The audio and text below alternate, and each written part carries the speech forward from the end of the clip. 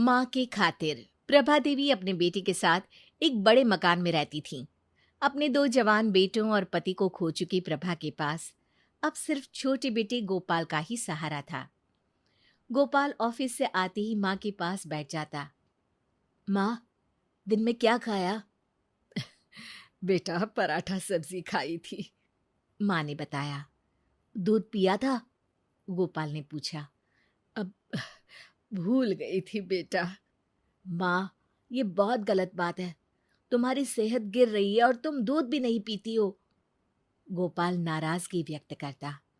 अरे, खाने के बाद नींद लग गई थी तो नहीं पी पाई। माँ ने जवाब दिया। अच्छा, अब रात को पी लेना, गोपाल ने कहा। अब उसकी तो मैंने खीर बना दी। तुम्हें खीर बहुत अच्छी लगती है ना? माँ, तुम भी ना बहुत लापरवाही करती हो। च्यवनप्राश खाई थी? अरे, कल च्यवनप्राश खत्म हो गया था ना, इसलिए नहीं खा पाई बेटा। और तुमने कहा भी नहीं। अब कल लेते आना बेटा। ठीक है, कल लेता आऊंगा। ऐसे रोज गोपाल आता, माँ के पास बैठता और फिर खाना खाकर सो जाता। सवेरे ऑफिस चला जाता। घर का सारा काम नौकरानी करती थी। एक दिन माँ प्रभा देवी ने कहा, बेटा, अब मेरे लिए बहू ला देना। अरे अभी क्या जल्दी है माँ? बेटा, पोते का मुंह देखने का बहुत मन करता है। प्रभा देवी गंभीर होकर कहती। ठीक है माँ, कर लूंगा, थोड़े दिन और रुक जा। जब भी मैं शादी की बात करती हूँ तुम टाल जाते हो। माँ जब भी ऐसे बात करती तो गोपाल माँ से लिपट जाता। अरे माँ, मैं हूं ना तुम्हारे लिए। तुम बहू की चिंता मत कर, समय आने पर सब हो जाएगा। माँ बेटे लिपट कर खूब प्यार करते। गोपाल का एक दोस्त था मोहन। दोनों साथ साथ पढ़े थे और संयोग से नौकरी भी एक साथ एक ऑफिस में ही लगी। लंच के समय एक दिन मोहन ने गोपाल से पूछा, अरे यार, कभी तुम्हारे किसी रिश्तेदार को तुम्हारे यहाँ आते जाते नहीं देखा? पिताजी के मरने के बाद सारे रिश्तेदारों ने हम लोगों से नाता खत्म कर लिया, गोपाल ने बताया। क्यों? इस समय तकलीफ में रिश्तेदार ही तो काम आते हैं, मोहन ने आश्चर्य से कहा। लेकिन मेरे साथ ऐसा नहीं हुआ। यहाँ तक कि चाचा, जिन्हें पिताजी ने पढ़ाया लिखाया था, उन्होंने भी नाता तोड़ दिया। गोपाल थोड़ा गंभीर हो गया। चाचा जी को तो ऐसा नहीं करना चाहिए था, मोहन ने कहा। अरे चाचा को छोड़ो, बुआ ने भी आना जाना छोड़ दिया। सबको लगता था कि हम लोग उन पर बोझ बन जाएंगे। अब भी नहीं आते जाते क्या? मेरे बड़े होने और नौकरी लग जाने के बाद सभी ने रिश्ता फिर से बनाने की कोशिश की, लेकिन माँ ने मना कर दिया। जब मुसीबत में साथ नहीं थे तो अब क्या रिश्ता रखना? सही किया माँ ने।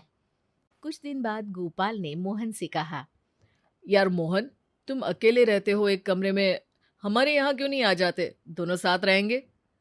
मोहन के बहुत ना नुकुर करने के बाद गोपाल ने मोहन को अपने घर में रहने के लिए राजी कर लिया और अब मोहन और गोपाल एक साथ रहने लगे। गोपाल की माँ को भी अच्छा लगने लगा। 3-4 महीने बाद एक दिन गोपाल ने माँ से कहा, माँ, मेरा 9 महीने के लिए चेन्नई ट्रांसफर हो गया है। अरे बेटा, तुम्हारे बिना मैं कैसे रह पाऊंगी? माँ, मोहन है और नौकरानी भी तो है, तुम्हें कोई तकलीफ नहीं होगी। फिर 10 महीने की ही तो बात है। बेटा, ट्रांसफर रुक नहीं सकता क्या? माँ ने रोते हुए पूछा। नहीं माँ जी, वहां गोपाल के अलावा कोई नहीं जा सकता, क्योंकि वो काम सिर्फ गोपाल ही कर सकता है, मोहन ने माँ को बताया। ये सुनकर माँ रोने लगी थी। फिर एक दिन गोपाल चेन्नई चला गया। मोहन माँ का बहुत ख्याल रखता।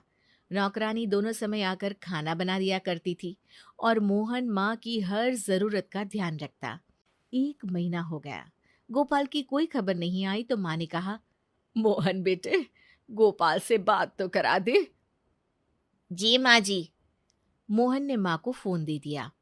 कैसे हो बेटा? मैं बिल्कुल ठीक हूँ माँ, तुम चिंता मत करो। हर महीने माँ गोपाल से बात करती और गोपाल हर बार यही कहता, अब बस माँ, 3 महीने और रुकना पड़ेगा, कुछ काम बाकी है ना। अरे जल्दी आना बेटा, तुझे देखे बहुत दिन हो गए। अरे चिंता मत कर माँ, मोहन है तो। हाँ, मोहन तो मेरा बहुत ध्यान रखता है। इसी बीच 4-5 दिनों के लिए मोहन भी चेन्नई गया था और लौट कर आया तो माँ को यही बताया था कि गोपाल बिल्कुल ठीक है, चिंता की कोई बात नहीं है।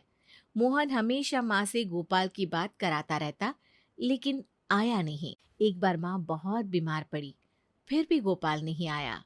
माँ की हालत खराब होती जा रही थी। आस पड़ोस के लोग तरह तरह की बातें करते।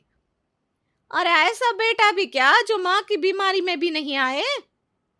चेन्नई बहुत दूर है, आने में समय लगता है। फिर सरकारी नौकरी में छुट्टी इतनी जल्दी कहाँ मिलती है। कुछ दिन बीते, माँ की हालत बहुत खराब हो गई और फिर वो मर जाती है। हे भगवान, मोहन कैसा बेटा है गोपाल जो माँ की मौत में भी नहीं आया। फिर जो कहानी मोहन पड़ोसियों को बताता है, उससे सभी हैरान रह जाते हैं। गोपाल को एक लाइलाज बीमारी थी। डॉक्टर ने उसे बता दिया था कि वो कुछ दिनों का ही मेहमान है। लेकिन माँ अपने 2 बेटों को खो चुकी थी, पति भी नहीं थे। अगर गोपाल की ये खबर लगती तो वो जितना जीना था वो भी नहीं जी पाती। और गोपाल ये बिल्कुल नहीं चाहता था कि उसकी माँ उसकी भी मौत देखे और बेमौत मर जाए। हैं? फिर वो फोन पर कौन बात करता था? वो रिकॉर्डेड आवाज मुझे दे गया था, जो मैं माँ को सुना देता था। गोपाल की इच्छा अनुसार सारी संपत्ति मोहन ने अनाथालय को दे दी।